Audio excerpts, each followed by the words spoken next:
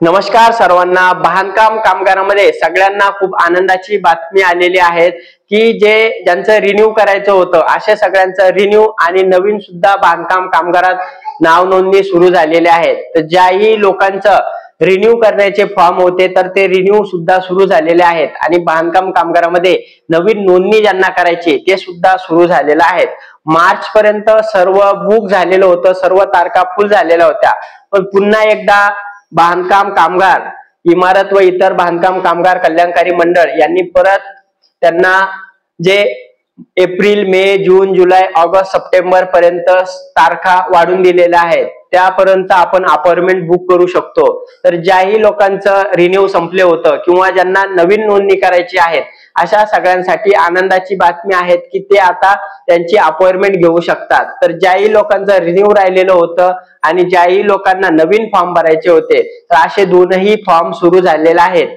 त्यासोबतच बांधकाम कामगारांमध्ये ज्यांची सक्रिय नोंदणी आहे अशा बांधकाम कामगारांना जी भांडे संच पेटी आहे त्याचे सुद्धा अर्ज करणं सुरू आहे। त्यासोबतच ज्या बांधकाम कामगारांची सक्रिय नोंदणी आहे, ज्यांना भांडे भेटले त्यांच्या सोबत त्याचा इसेन्शियल किट आणि सेफ्टी किट अशा 2 किट वाटप सुद्धा सध्या सुरू आहेत। त्याची अपॉइंटमेंट सध्या सुरू आहे। ज्याही बांधकाम कामगाराची सध्या सक्रिय नोंदणी आहे अशा बांधकाम कामगारांना या 3 प्रकारचे भांडे संच भेटणार आहेत आणि त्याचे अर्ज सुद्धा सुरू आहेत। तर ज्याही बांधकाम कामगाराची सक्रिय नोंदणी आहेत अशा सगळ्यांनी या 3ही किट आहेत तर त्याच्यासाठी अप्लाय करायचं आहे।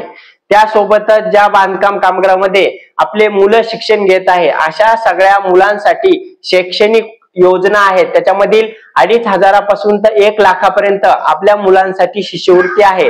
त्यामुळं ज्याही बांधकाम कामगाराची ऍक्टिव्ह नोंदणी आहे तर त्यांनी आपल्या मुलांची शिष्यवृत्ती भरायची आहे। दरवर्षी मुलांसाठी बांधकाम कामगारांमध्ये शिष्यवृत्तीची योजना असते।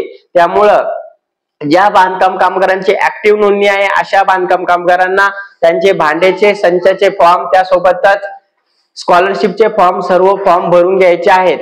त्यासोबतच ज्या बांधकाम कामगाराची रिन्यू करायचं होतं तर अशा बांधकाम कामगारांनी आपल्या ठेकेदाराचं 90 दिवस काम केल्याचं प्रमाणपत्र जोडून त्यांना त्यांचा फॉर्म रिन्यू करायचा आहे। फॉर्म रिन्यू होण्यासाठी तुम्हाला अपॉइंटमेंट घ्यावी लागणार आहे आणि अपॉइंटमेंट घेऊन तुम्हाला तालुका ठिकाणी भेटलेल्या दिनांकामध्ये थंब द्यायला जायचं आहे आणि तो थंब दिल्यानंतर तुमच्या जिल्हा लेवलला जाऊन काही दिवसामध्ये तो फॉर्म अप्रूव्ह होणार आहे। तर बांधकाम कामगार यांची अशा पद्धतीनं ही आनंदाची बातमी होती। तर सगळ्या बांधकाम कामगारांपर्यंत ही बातमी नक्की शेअर करा, जास्तीत जास्त लोकांना हा व्हिडिओ शेअर करा आणि ज्यांना काही प्रश्न असेल, काही अडचणी असेल तर कमेंट नक्की करा।